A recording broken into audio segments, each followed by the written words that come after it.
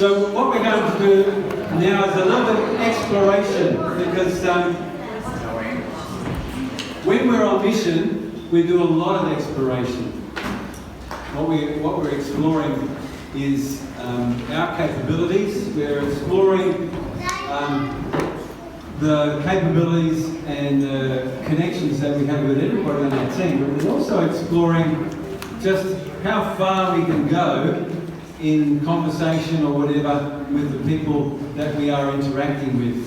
And some we've formed relationships over many years because we keep coming back.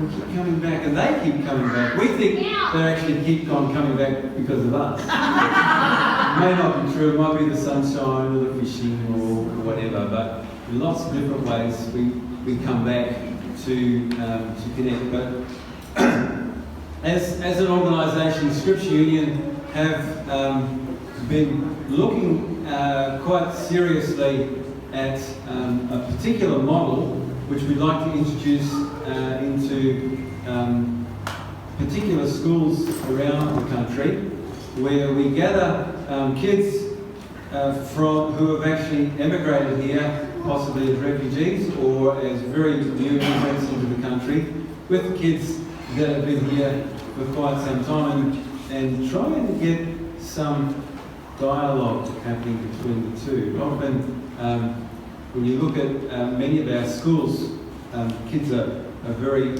much insular. They stick with the things that they know, the people that they know, their tribe. And what I'm choosing to do today is to kind of expand that a little bit. And I've been doing a little bit of a look at the way our Australian census shows us as a bunch of people in this country. So what our census seems to show us, and that was, we haven't got the latest information back from 2021 yet, but the 2016 census said that there were well over 60% of Australians identified with some form of Christian heritage of some sort. Right? So whether their parents or they would identify themselves as having some sort of Christian roots. The next biggest group of people in Australia on the census in terms of religion is which one? No religion? No religion, that's right. So there's a very larger group, there's about 17 to 25%. It varies a little bit from state to state. But there's this growing group of people who say they have no religion. And then we have three little groups of people. There's 1.7 to 2%, 2.5%, sort of gradually changing the mix. It used to be that there was quite a substantial Buddhist population, but now they've become Aussies. So they've moved to the no religion section. And their parents and grandparents are still practicing Buddhism.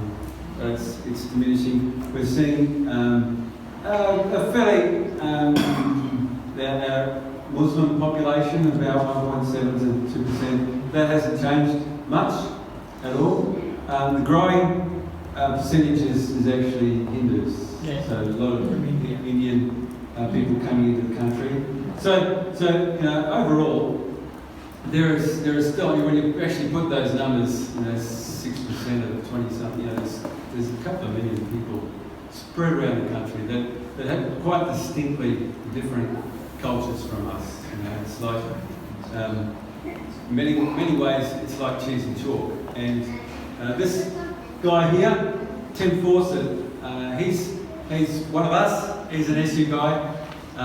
He spent some time with Scripture Union in the UK, and part of the work he was doing in Manchester was to develop ways and means in which they could create connections between themselves and the people from various cultures around their community. What he was able to do was to, develop some resources around that. And if you ever Google The Feast, which was the ministry that he was involved with, you'll see some of the things that they were able to do there. But what I want you to do right now, right, just maybe first up, hands up if you or your parents or your grandparents came across to this country when actually born here.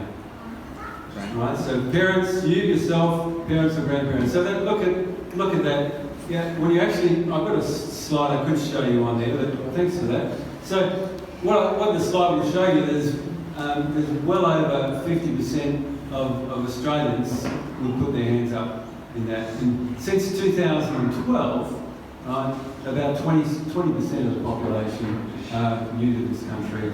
They weren't born here. Right? So that's an enormous number of people. Right? And yes, sir. What that statistic doesn't tell you is the other hidden fact of cross-culture, and that is third-culture kids. And these are kids whose parents were born in Australia. They may have even been born in Australia, but their parents moved overseas and they spent a great deal of their time growing up in other cultures and will have adopted the nuances of that culture they grew up with, exposed to as children, and have then come back. And there's another interesting group of this cross-cultural dimension that isn't getting mentioned in this cultural debate, is third-culture kids.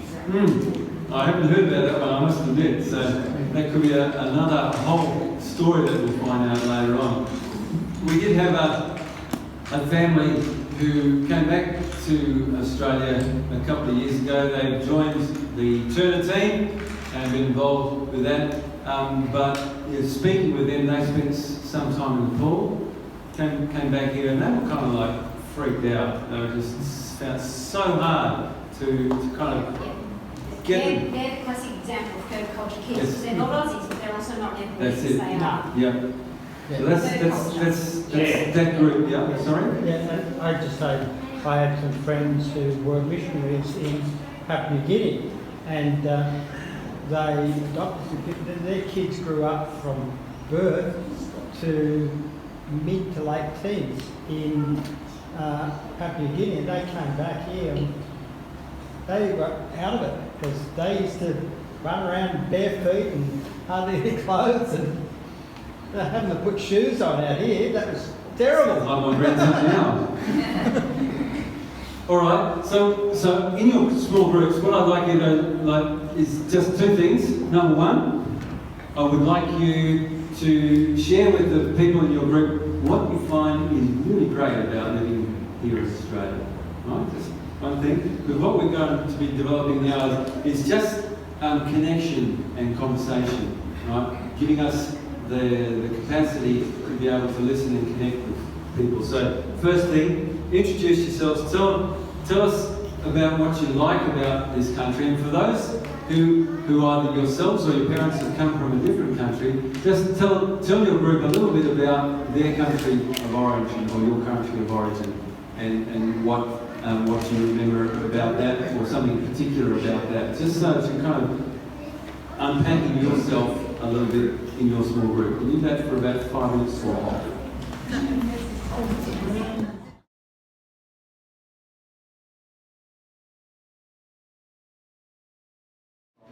What I'd like you to do now, and this, I don't know whether you've noticed, but within your groups, there are some people who talk a lot, and there are some people who don't talk much at all, right? Sometimes within your groups, you'll actually have a facilitator that will say, oh, try and draw out something from those that aren't saying anything, especially the younger ones that, you know, a bit shy perhaps, or what's going on, like what on earth is going on, in fact.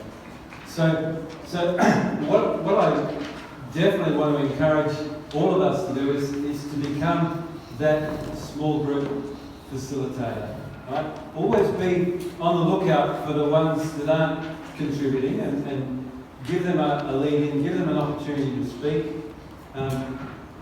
Look in a mirror and see whether you've got like 2 mouths and 1 ear, or 1 mouth and 2 ears. So look at the ways in which you interact. I mean, I'm the worst offender. Right? So you know, guilty as charged. I'll talk twice as much as I listen. So I've always got to learn this lesson. But what I'd like you to do now that you've broken the ice with this bunch of people, what I want you to share just briefly with each other is what is it that you really appreciate or enjoy about your faith in God? Alright? Might be just one thing each, or something, just sort of go around the group. Just share with each other what is it that you really enjoy about your faith in God, about what God brings to your life. Okay, can you do that for me?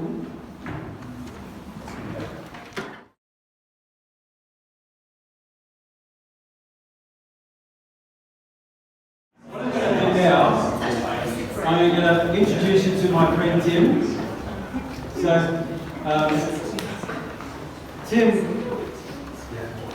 Tim has put together about a 40-minute video on intercultural dialogue, actually connecting with people of different cultures. And even though, as we consider our specific missions, there may not necessarily be intercultural mission that we are doing, though there may be some of that, right? But what the principles that Tim has kind of put together, and I've given you a bit of a handout, he's going to unpack that a little bit.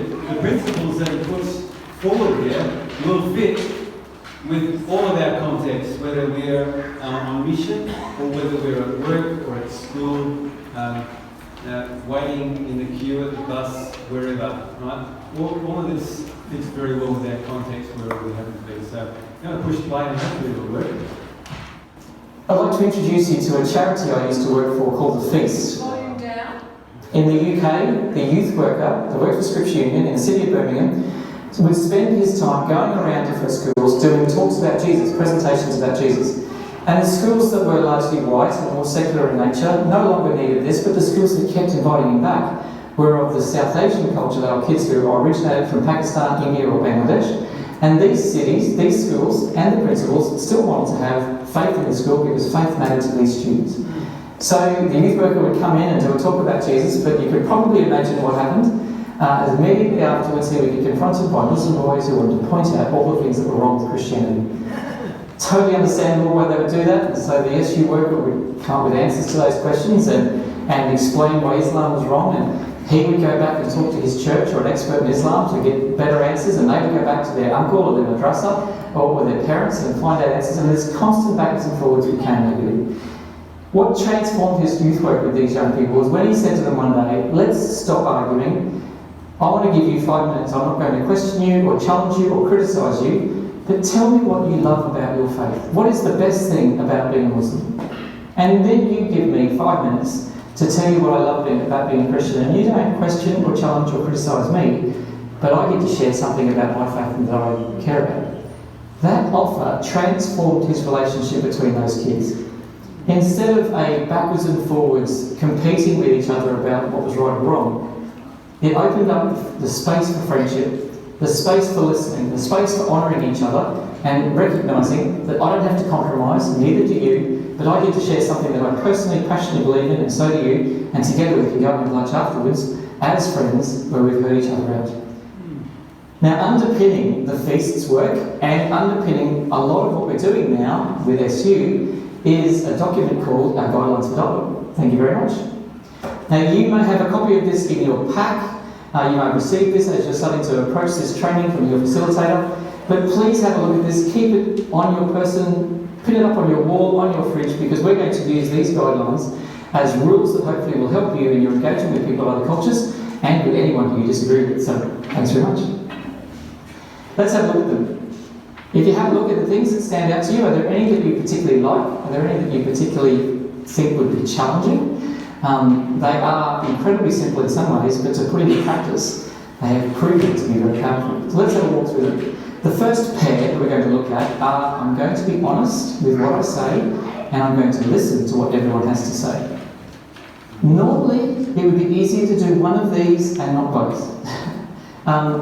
You may come to a conversation with someone where you're very willing and ready to be honest, to confront the fact that this is something that you passionately believe, and it comes out of you quite naturally, no matter how the person reacts, I'm going to be honest.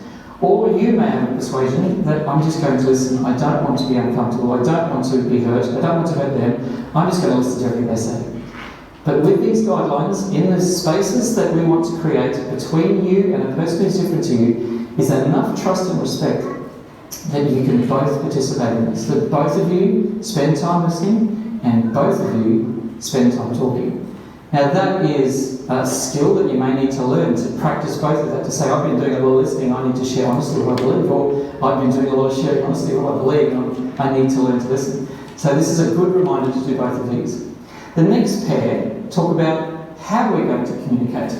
So I'm going to speak positively about what I believe, not negatively about what others believe. This is a commitment to share my testimony. In the Christian world, this is what we would call it, the way I became a Christian, or the things that are important to me in my faith. But everyone loves being asked that question, tell me about you. Everyone loves being able to share their own personal view. It's actually energising to be able to explain positively what we believe. But in the same way, I'm not going to put information that I think I know about you on you. I'm not going to tell you all Africans believe this, or everyone of the Hindu faith believes that, because that is unhelpful too. I want to learn, maybe by asking a question, maybe by learning to listen, to find out what they believe, to let them speak their own words out, and to know that you've given them dignity and they receive dignity to be able to do that. Next, we have two of our guidelines for dialogue that address our temptation to group people. The first is, I'm not going to judge people here by what some people of their faith do. And the other one is, I'm not going to treat the person I meet here as a spokesperson for all of their faith. I'll let you in on a secret. When I lived in England, I felt pressured to represent all Australians. I would have people in England ask me if I knew their auntie in Melbourne, and I live here in Brisbane. Or they said, you're an Australian, so how do you defend the Australian cricket team when it cheats? Now, I understand how we do that. If I met someone who's from an Indian background, I would all of a sudden connect and attach to them everything I know about India. It might have been from a visit, it might have been from a movie, but I attach to them the stereotype, the group of information that I know. It's understandable we do that, we all do it, but in this process of learning to engage with people who are different, using these guidelines, we have to treat the person that we meet here as an individual, to cut away the baggage of all of their people. And when they speak, they don't have to represent every Hindu, every Christian, every person who's from China. They speak as individual. That also is honouring of them. The next one we treat and talk about in its own entirety is because it is holding the tension of similarities and differences. Even someone you disagree with, you'll still have something that you share in common. It might be that you like coffee, or that you both like picking up litter in the local park. But find those similarities and celebrate them. But also recognise that even within your own faith community, there will be things that you disagree on. And recognising that that's okay, that the disagreements exist. I know in my own church there'll be people that will have a different view on a whole heap of things. So acknowledging that those things are between us also demystifies them when they come up. Next, we have a pair that talk about the importance of the hard work that it takes to treat people in the way that we want to be treated in these gatherings of discussions.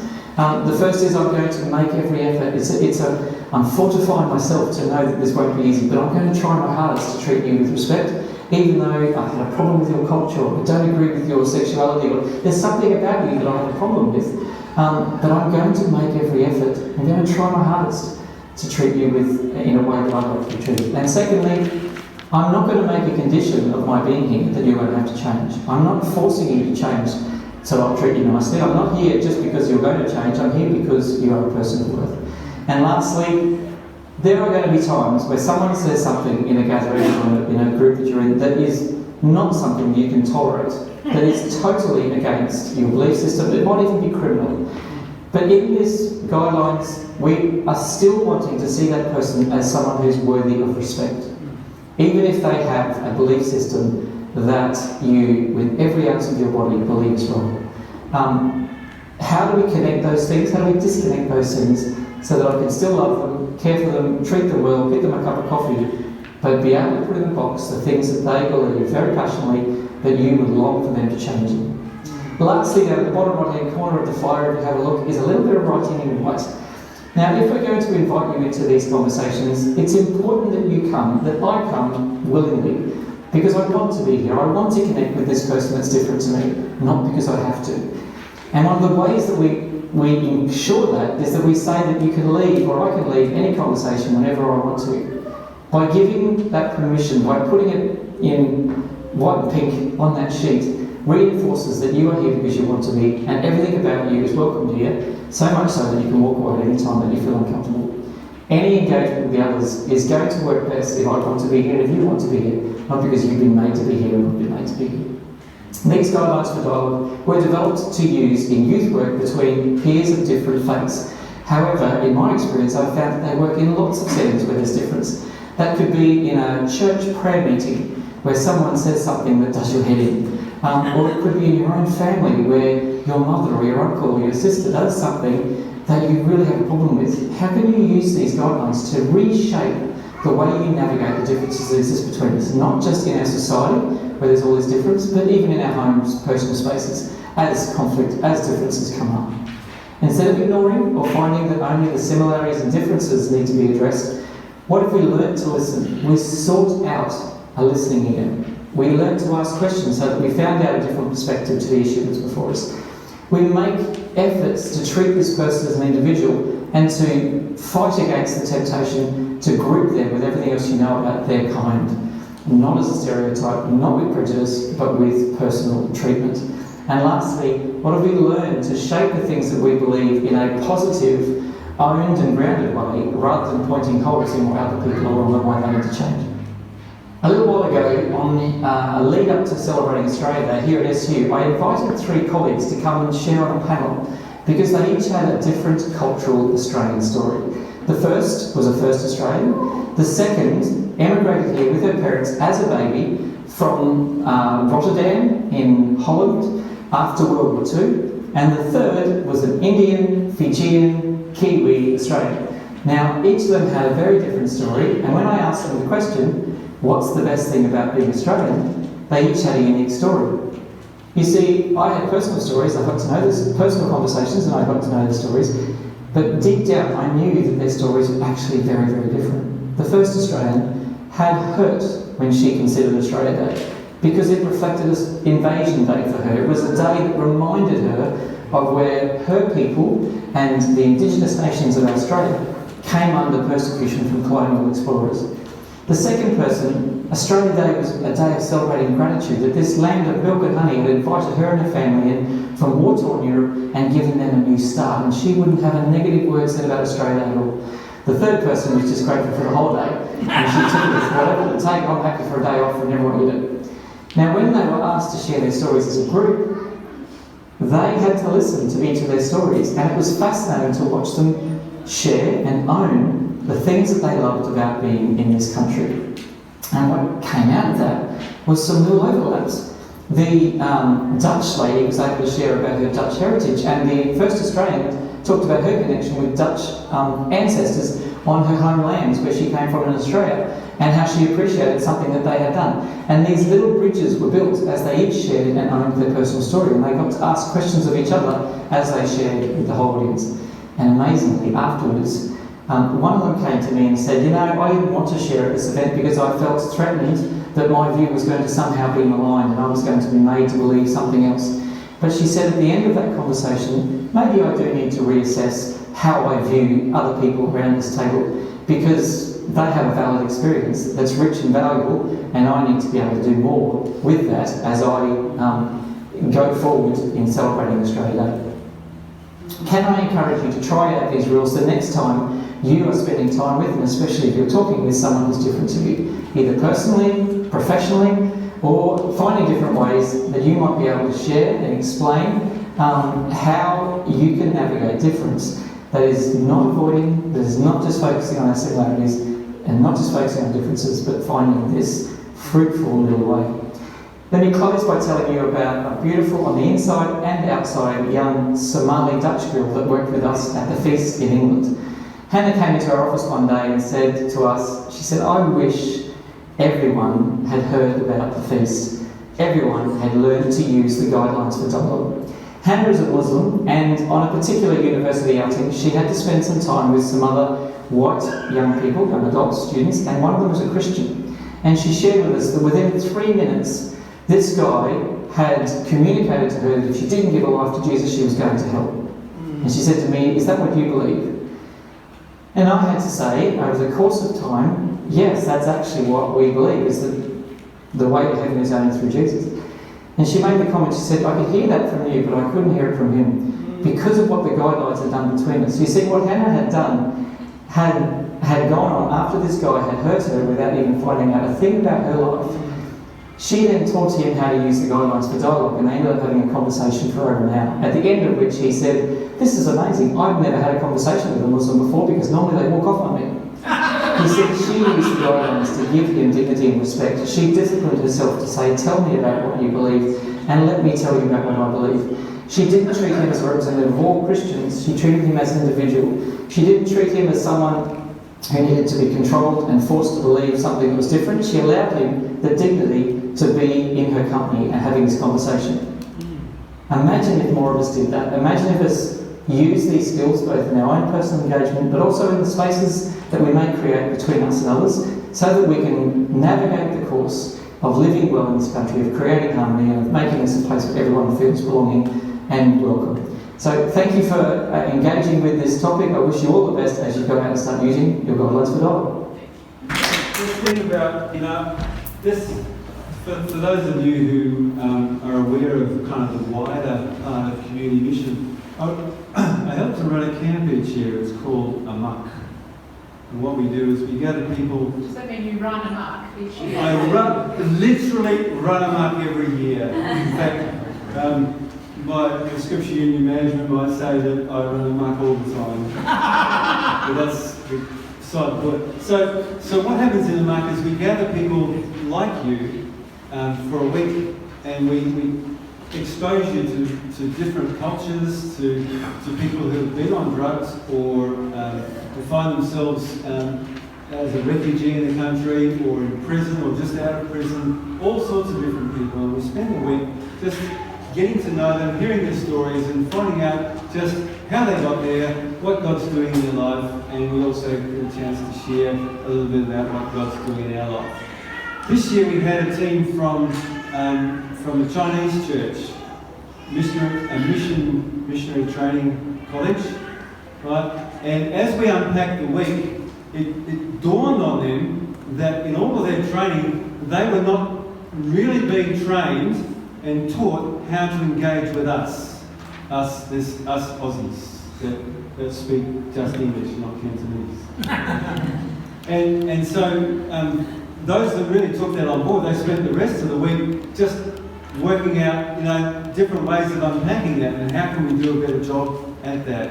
So that was kind of like a revelation for them. But for us, right, it's not always the case that we're going to be engaging with people from other cultures, but the people we are going to be engaging with, right, are people who have had some form of Christian heritage like we have, but have found it irrelevant or have found it sort of as a second-hand thing. It's something that they couldn't own themselves, and so they've discarded it. And when you take the opportunity to actually ask them questions about what they believe, what you often find, well, what I've often found is they have no idea. They literally have no idea about what they really believe. As you dig down, they still come back to their Christian roots because they can't think of any other reason how things fit together.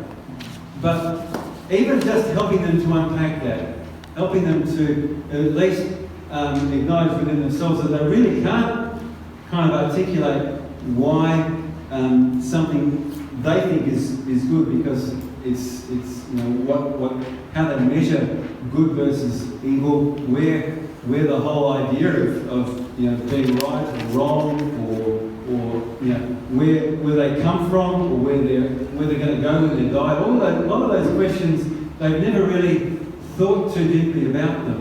And when you actually share what your story is, you say, so what do you think about these things? It kind of puts them on the spot a little bit. And that's good, because that just enables us to ask questions. Overall, when we go away on mission, we want connection. Right? We want connection. And lots of the activities that we do, lots of the things, programs that we run, lots of the things that we do with the kids is all about creating a connection between us and them, and enabling through that connection for them, like Tim was talking about, for them to be able to say, oh, okay, well, tell us about yourself, tell us about what you believe, because I trust you now, because you've listened to my stories. So be encouraged.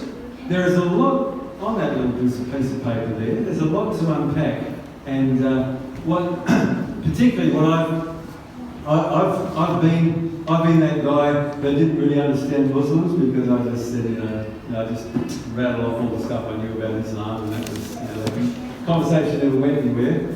But I'm learning. I'm in the process of learning with all the different people that I meet to help them articulate, what it is about them that makes them them, and it really enriches the relationship, and it does provide amazing opportunities to actually do what Jono was talking about. As I was listening to what Jono was saying and what Bill was saying in terms of, how does the gospel, how do we get that full gospel message in?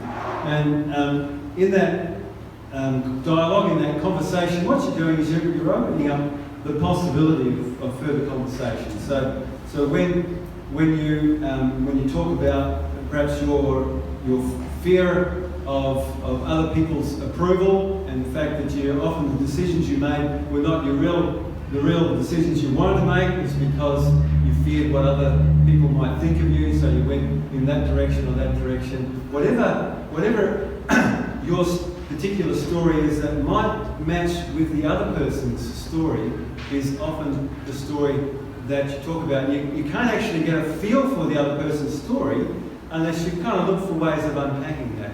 So there's a real benefit in actually just drawing from the person, the people that you're talking to, a little bit about their story, because you can see where God's actually been connecting in to their life.